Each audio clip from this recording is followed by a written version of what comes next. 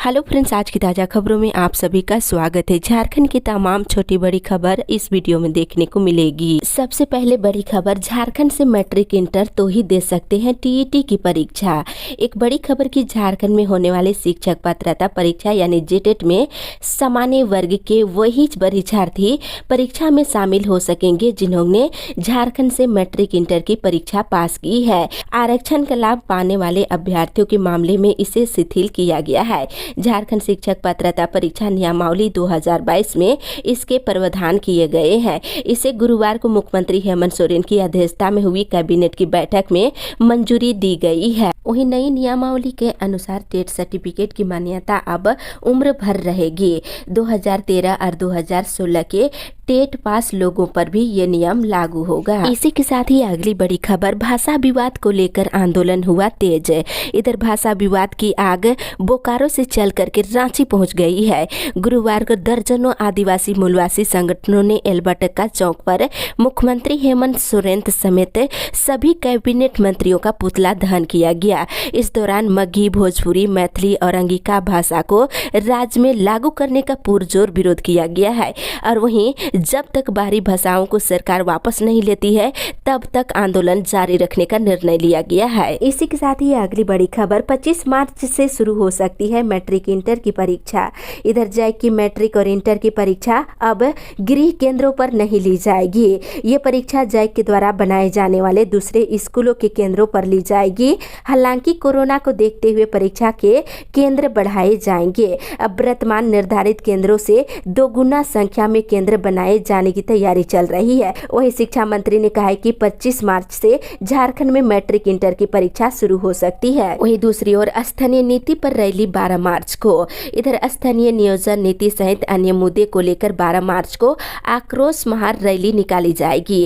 इसमें झारखंड के सभी जिलों से हजारों की संख्या में लोगों का जुटान रांची में होगा। इसी के साथ ही अगली बड़ी खबर, संविदा कर्मियों को अब मिलेगा 196% महंगाई भत्ता। इधर मुख्यमंत्री हेमंत सोरेन की अध्यक्षता में गुरुवार को हुई कैबिनेट की बैठक में कुल 63 प्रस्तावों को स्वीकृति दी गई है। कैबिनेट की बैठक में रांची में 4 फ्लाई ओवर के लिए 337 करोड़ 50 लाख रुपए की भी स्वीकृति दी गई है। वहीं रांची में सिरम टोली चौक से राजेंद्र चौक होते हुए मेकोन तक 4 लेन का 4 लेन बनाया जाएगा। वहीं कैबिनेट ने इसके साथ ही संविदा कर्मियों का महंगाई भत्ता बढ़ा दिया है। संविदा कर्मियों को मिलने वाले 113% महंगाई भत्ते को बढ़ाकर 196% कर दिया गया है। साथ ही साथ किसानों के लिए भी अच्छी खबर है, 17 कृषि पाठशाला झारखंड में खुलेंगे।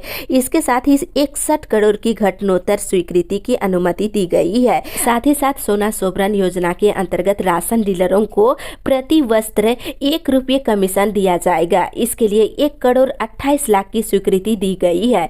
साथ ही झारखंड पर्यटन नीति को भी घटनोत्तर स्वीकृति दी गई है। साथ ही झारखंड में बचे वैसे इलाके जहां अभी तक बिजली नहीं पहुंची है वहां मार्च 2023 तक बिजली पहुंचाने का लक्ष्य रखा गया है और लक्ष्य को बढ़ा करके 2023 कर दिया गया है। इसी के साथ ही अगली बड़ी खबर, मौसम विभाग से आज भी होगी बारिश। इधर झारखंड में गुरुवार से ही मौसम में फिर बदलाव आ गया है। राज्य के अधिकांश इलाकों में शाम से बादल छाए हुए हैं।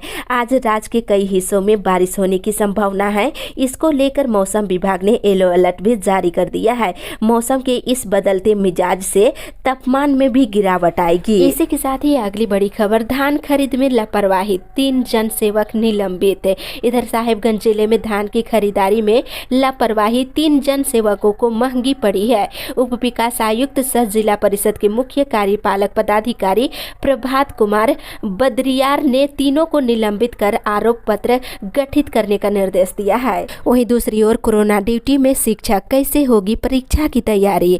इधर एक और जहां झारखंड एकेडमिक काउंसिल ने होली के बाद मैट्रिक और इंटर की परीक्षा शुरू किए जाने के संकेत दे दिए हैं, वहीं शिक्षकों को घर घर कोरोना किट बांटने की ड्यूटी लगाए जाने से विद्यालयों में पठन पाठन बाधित हो रही है। इसी के साथ ही अगली बड़ी खबर, 5000 विद्यार्थियों को मिलेगी छात्रवृत्ति। इधर मुख्यमंत्री मेधा छात्रवृत्ति योजना में संशोधन किया गया है। अब सभी जिलों में हर साल समेकित रूप से छात्रवृत्ति की संख्या 5000 तय की गई है। जो छात्र झारखंड एकेडमिक काउंसिल की परीक्षा से पास करते हैं उन्हें छात्रवृत्ति मेधा के आधार पर दी जाएगी। पहले जिलों में प्रखंड और छात्रों की संख्या के आधार पर छात्रवृत्ति की संख्या निर्धारित की जाती थी। ये व्यवस्था अब समाप्त कर दी गई है। साथ ही इधर ऑनलाइन भी बनेगा जाति प्रमाण पत्र। झारखंड में अब जाति प्रमाण पत्र ऑनलाइन के साथ ऑफलाइन भी बनाया जाएगा। क्रमिक विभाग के इस प्रस्ताव पर मुहर लग गई है।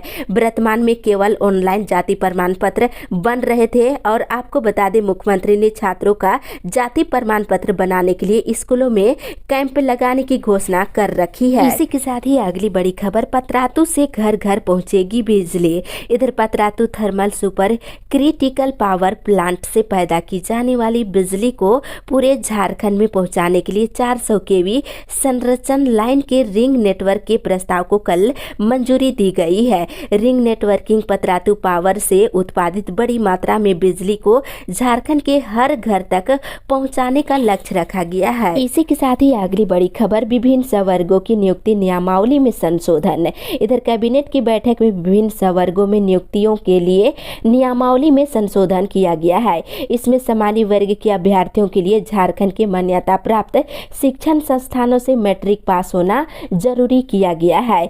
बता दें इधर झारखंड सरकारी सेवक नियमावली, झारखंड सरकारी माध्यमिक विद्यालय शिक्षक एवं शिक्षकोत्तर कर्मचारी नियुक्ति एवं सेवा शर्त नियमावली और जल संसाधन विभाग में क्षेत्रीय कार्यालय के लिए लिपिक और लिपिक सह टंकन और टंकन संवर्ग के कर्मियों की नियुक्ति के लिए गठित नियमावली और झारखंड सहकारिता प्रसार पदाधिकारी संवर्ग नियमावली को कल मंजूरी मिली है। इसी के साथ ही अगली बड़ी खबर, अंजुमन चुनाव की प्रक्रिया शीघ्र होगी शुरू।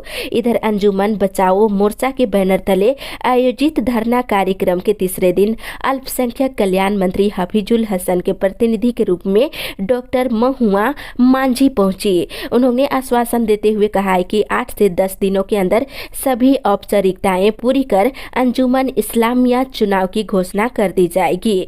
आश्वासन के बाद पुतला दहन कार्यक्रम 10 दिनों के लिए स्थगित कर दिया गया है। इसी के साथ ही अगली बड़ी खबर, महापंचायत में जुटेंगे हजारों श्रमिक मजदूर। इधर मनरेगा मजदूर मंच ने 11 मार्च को रांची में मजदूर महापंचायत आयोजित करने की घोषणा की है। मंच के प्रदेश अध्यक्ष मोहम्मद आलम अंसारी के मुताबिक राज्य में मनरेगा में ठेकेदारी और भ्रष्टाचार लागू है। मजदूरी भुगतान देरी से हो रही है। इन सभी समस्याओं के खिलाफ आवाज बुलंद करने को लेकर रांची में 11 मार्च को मजदूर महापंचायत का आयोजन किया जाएगा। इसी के साथ ही अगली बड़ी खबर, एचईसी कर्मियों के बच्चों की प्रबंधन ने नहीं भरी फीस। इधर एचईसी आवासीय परिसर के स्कूलों में पढ़ने वाले बच्चों का स्कूल फीस एचईसी प्रबंधन ने अब तक नहीं भरा है। इन स्कूलों को एचईसी कर्मियों के बच्चों से फीस जमा नहीं करने पर कोई कार्रवाई नहीं करने की भी निर्देश दिया गया है। इस कारण स्कूलों ने अब अभिभावकों को नोटिस भेजना शुरू कर दिया है। इसके साथ इधर निकाला रोजगार अधिकार मार्च। इधर स्थानीय रोजगार और खतियान आधार के नारे के साथ गुरुवार को भाकपा माले से जुड़े छात्र युवा संगठन आयशा इनोस ने जिला स्कूल के मैदान से राजभवन तक रोजगार अधिकार मार्च निकाला।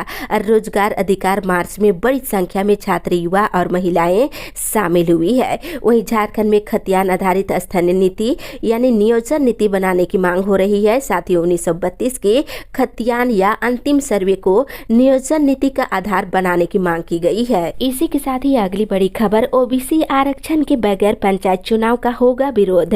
इधर ओबीसी आरक्षण के बिना झारखंड में पंचायत चुनाव कराने का जबरदस्त विरोध राष्ट्रीय ओबीसी मोर्चा के द्वारा किया जाएगा। मोर्चा केंद्र और राज्य सरकार से इस मामले को अविलंब निपटारा करने की मांग किए हैं। उसके बाद ही राज्य में पंचायत चुनाव कराने की मांग की है। गुरुवार को प्रदेश कार्यालय में में आयोजित प्रेस वार्ता में ये बातें राष्ट्रीय ओबीसी मोर्चा के प्रदेश अध्यक्ष राजेश कुमार गुप्ता ने कही है। इसी के साथ ही अगली बड़ी खबर, मानदेय का भुगतान नहीं होने से भूखमरी की स्थिति। इधर आंगनबाड़ी सेविका और सहायिकाओं को 3 महीने से मानदेय नहीं मिल रहा है, वहीं 4 महीने से पोषाहार की राशि भी नहीं दी जा रही है, जिससे भूखमरी की स्थिति उत्पन्न हो गई है। मिली जानकारी के अनुसार कसमार प्रखंड के सेविकाओं ने झारखंड सरकार और बोकारो डीसी से शीघ्र मानदेय और पोषाहार की राशि का भुगतान करने की मांग की है। वहीं दूसरी ओर किसान मेला सह उद्यान प्रदर्शनी 15 को।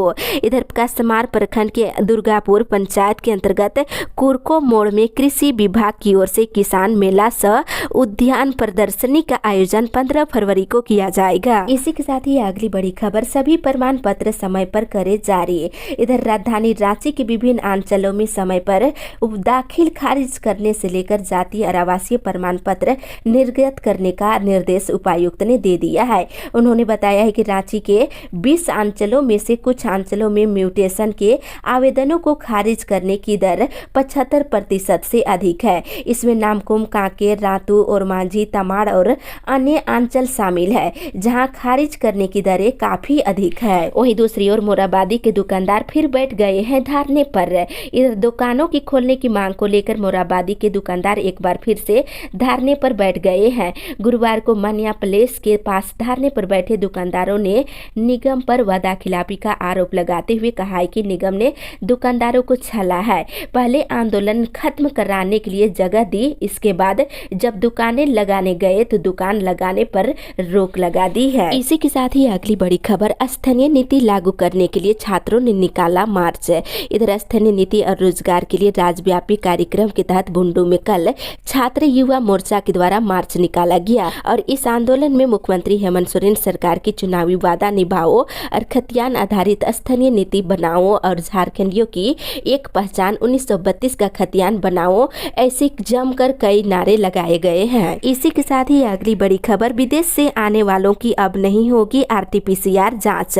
इधर कोरोना के बेहतर स्थिति को देखते हुए विदेश से भारत आने वाले यात्रियों के लिए नए दिशा निर्देश 14 फरवरी से लागू होंगे। इन दिशा निर्देशों के अनुसार ना तो उन्हें 7 दिनों के लिए क्वारंटीन होने की जरूरत होगी और ना ही आगमन के 8वें दिन RT-PCR जांच करानी होगी। केंद्रीय स्वास्थ्य मंत्री मनसुख मंडाविया ने एक ट्वीट कर ये जानकारी दिए हैं। इसी के साथ ही अगली बड़ी खबर, सहायक प्राध्यापकों की नियुक्ति दोबारा हुई शुरू। इधर झारखंड लोक सेवा आयोग ने राज्य के विश्वविद्यालयों में सहायक प्राध्यापकों के नियमित पदों पर भी नियुक्ति प्रक्रिया 3 साल के बाद फिर से शुरू कर दी है।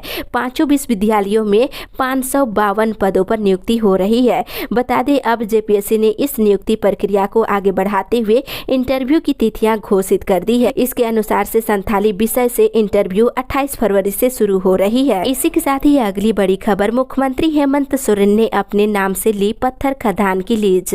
इधर पूर्व मुख्यमंत्री रघुवर दास ने मुख्यमंत्री हेमंत सोरेन पर आरोप लगाते हुए कहा है कि उन्होंने अपने पद का दुरुपयोग करते हुए पत्थर खदान की लीज को अपने नाम पर स्वीकृत कर ली है।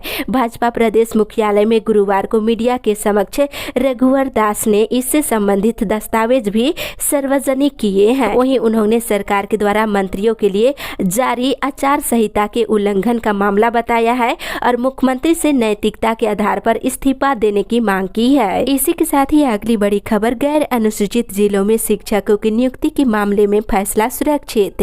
इधर झारखंड हाईकोर्ट के जस्टिस डॉक्टर SN पाठक की अदालत में गुरुवार को गैर अनुसूचित जिलों में शिक्षकों की नियुक्ति नहीं किए जाने के खिलाफ दाखिल याचिका पर कल सुनवाई हुई। सभी पक्षों को सुनने के बाद अदालत ने अपना फैसला सुरक्षित रख लिया है, कभी भी फैसला आ सकता है। वहीं संस्कृत और अन्य विषयों के शिक्षकों ने इस मामले में हाईकोर्ट में याचिका दाखिल कर नियुक्ति प्रक्रिया शुरू करने की मांग की है। इसी के साथ ही अगली बड़ी खबर, भाषा में मत उलझाओ, रोजगार कहाँ है ये बताओ। एक बड़ी खबर की भाकपा माले का छात्र युवा संगठन ऑल इंडिया स्टूडेंट एसोसिएशन एवं इंकलाबी नौजवान सभा का राज्यव्यापी छात्र युवा मार्च कार्यक्रम के तहत स्थानीय रोजगार के सवाल पर गुरुवार को गढ़वा जिले के बालिका मध्य विद्यालय के प्रांगण से मार्च निकाला गया और मार्च में शामिल लोगों ने झारखंड सरकार के विरोध में जमकर नारेबाजी की है। वहीं मार्च में शामिल लोग भाषा में मत उलझाओ,